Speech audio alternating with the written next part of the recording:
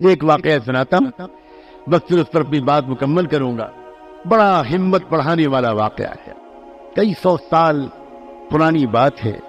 ایک شخص بڑا مالدار تھا، تھوڑے دن کی بیماری کے بعد اس کا انتقال ہو گیا۔ اس کا اکلوتا بیٹا تھا، نوجوان۔ اب جب کسی نوجوان کو مفت میں لاکھوں کا مال مل جاتا ہے تو اکثر وہ نوجوان اس مال کو صحیح نہیں خرچ کر پائے۔ چنانچہ یہی حال اس نوجوان کا ہوا، شراب، شباب، کباب، ہر قسم کی بدکاریوں میں، گناہوں میں، برائیوں میں وہ پھنس گیا۔ ماں اس کی بیوہ ماں بہت نیک تھی، بار بار اپنے بیٹے کو سمجھاتی تھی، خوشامد کرتی تھی کہ بیٹا یہ سب مت کرو، یہ تباہی کا راستہ ہے، یہ ہلاکت کا راستہ ہے۔ لیکن جوانی کا نشہ، مفت کی دولت کا نشہ اس نوجوان کی سمجھ میں کچھ نہیں آتا تھا۔ وہ زمانہ، وہ شہر وہ تھا جہاں سیدنا حسن بصری رحمۃ اللہ علیہ ہوا کرتے تھے، اور وہ ماں حضرت حسن بصری کے بیانات اور مجلسوں میں شریک ہوتی تھی، بہت فائدہ اٹھاتی تھی۔ وہ بار بار سمجھاتی تھی اپنے بیٹے کو، بیٹا چل میرے ساتھ چل، حضرت کی مجلس میں ایک بار تو شریک ہو جا، شاید تیرا دل وہاں بدل جائے۔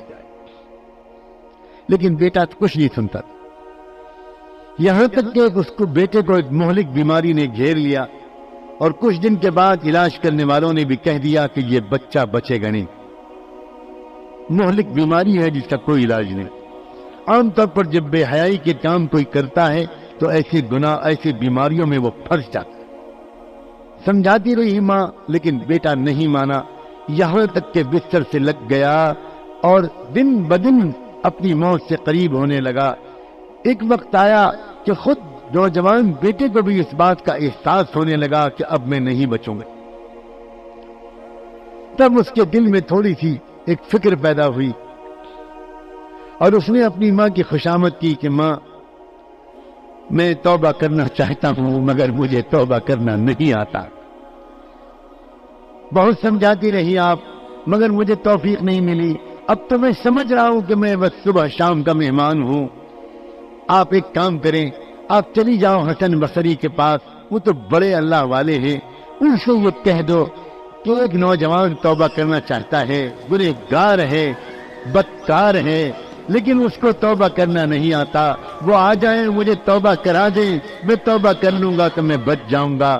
ماں خوش ہو گئی، جلدی سے تیار ہو کر گئی، پردے کے ساتھ ان کی خدمت میں حاضر ہوئی، سلام کیا، تعارف کرایا۔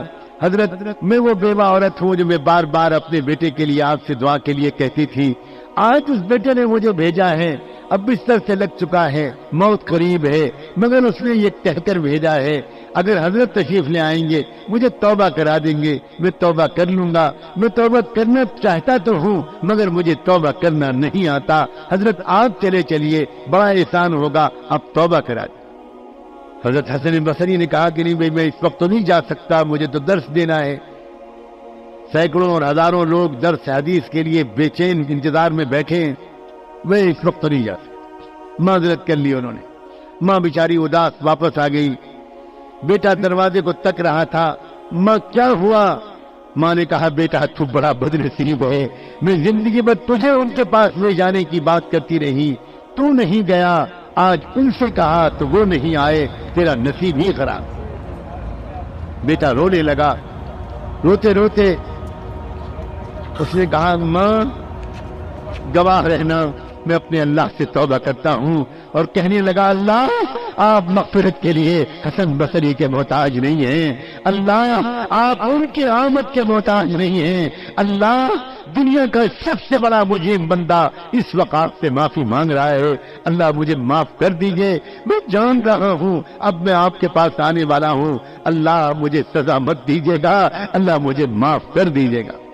یہ کہا اور یہ کہتے کہتے ماں سے کہنے لگا ماں میں چلا اور چلنے چلتے دو باتیں کہتا ہوں، مان لینا مجھے مرنے کے بعد مسلمانوں کے قبرستان میں مت دفن کرنا، مجھے اسی گھر کے کسی آنگن کے کونے میں دفن کر دینا، اگر مسلمانوں کے قبرستان میں دفن کرو گی تو مجھے اتنی سخت سزا ملے گی کہ میرے بغل میں جو مردہ ہوگا اس کو بھی تکلیف پہنچے گی، اس لیے مجھے مسلمانوں کے قبرستان میں مت دفن کرنا ماں۔ اور دوسری بات یہ ہے، میرے مرنے کے بعد اپنے دوپٹے چادر سے میرے گلے میں پھندا ڈالنا اور میری لاش کو مرے ہوئے کتے کی طرح اس شہر کی سڑکوں اور گلیوں میں گھسیٹنا، تاکہ میرے دوست نوجوان ساتھی یہ دیکھیں کہ اس طرح کی زندگی گزارنے والے کا یہ حشر ہوتا ہے، شاید وہ پہلے ہی توبہ کر لیں۔ ماں میری دونوں باتوں کو مان لینا، کلمہ پڑھا، استغفار کا کلمہ پڑھا اور جان نکل گئی۔ تھوڑی دیر تک ماں روتی رہی، بیٹھی ہوئی، پھر کیا کرتی، کب تک بیٹھی رہتی، بچے کے جسم پر چادر ڈالی، محلے والوں سے جا کر کہا میرا بیٹا انتقال کر گیا، گھر میں اور کوئی مرد نہیں ہے، تم جانتے ہو، تم مدد کر دو میری، اس کو نہلانا، غسل دینا، کفن پہنانا، دفن کرنا، یہ سب تم کرو، اللہ تم کو جزائے خیر دے، میں پردے میں جاتی ہوں، تم اس کے بدن کو، جسم کو، لاش کو اٹھا لاؤ اور پھر اس کی تیاری کرو، تجہیز و تدفین کی۔ لوگوں نے کہا بہت اچھا، آپ الگ ہو جائیے، میں ابھی ہم لوگ آتے ہیں اور لے جاتے ہیں اور خدمت کریں گے، آپ بالکل فکر نہ کرو۔ ماں نے کہا جب جنازہ تیار ہو جائے تو مجھے اطلاع کر دینا۔ ان لوگوں نے پوچھا کہ جنازہ کون پڑھائے گا؟ کہنے لگی آپ لوگ آپس میں مشورہ کر لینا، جس کے بارے میں مشورہ ہو جائے وہ نماز جنازہ پڑھا دے۔ تو ایک دم سے ماں کو خیال آیا، اور ماں اپنی مامتا سے مجبور، ماں اپنی محبت سے مجبور، ماں وہ ایک مرتبہ پھر برقع اوڑھ کر حضرت حسن بصری کے پاس حاضر ہوئی اور وہاں جا کر پھر ایک مرتبہ کہا وہ نوجوان کے لیے میں آپ کے پاس آئی تھی کہ چل کر توبہ کرا دیجئے، اس کا انتقال ہو گیا ہے، حضرت میں آپ کو اللہ رسول کا واسطہ دیتی ہوں، ایک مرتبہ آپ اتنا کرم کر دیجئے، آ جائیے اور میرے بیٹے کی نماز جنازہ پڑھا دی، شاید آپ کی نماز جنازہ پڑھا دینے کی برکت سے میرا بیٹا سزا سے بچ جائے، اس کی مغفرت ہو جائے۔ حضرت حسن بصری سنتے ہی جناب میں آ گئے، کہنے لگے میں ایسے شخص کی نماز جنازہ نہیں پڑھا سکتا جس نے کبھی زندگی میں کوئی نماز نہ پڑھی ہو، میں نہیں پڑھاؤں۔ ماں پھر واپس آ گئی اور واپس آ کر اس نے محلے والوں سے کہا کہ آپ لوگ جس کے بارے میں رائے مشورہ ہو اس کو طے کر لیجئے گا اور وہ نماز پڑھا دے۔ سب تیاری کے بعد محلے والے مشورے کے لیے بیٹھے ہوئے تھے کہ کون نماز جنازہ پڑھائے۔ اتنے میں دروازے پر دستک ہوئی اور ماں دروازے پر گئی، پردے کا خیال کر کے پوچھا کون صاحب ہیں؟ تو باہر سے جواب آیا میں حسن بصری ہوں۔ ماں حیران رہ گئی، کہنے لگی آپ آ گئے، اللہ آپ کے درجے بلند کرے، اللہ آپ کے درجے بلند کرے، یہ آپ کی مہربانی ہے کہ آپ آ گئے، ٹھہریے میں بھاگ کے جاتی ہوں، کہیں وہ نماز جنازہ شروع نہ کر دے۔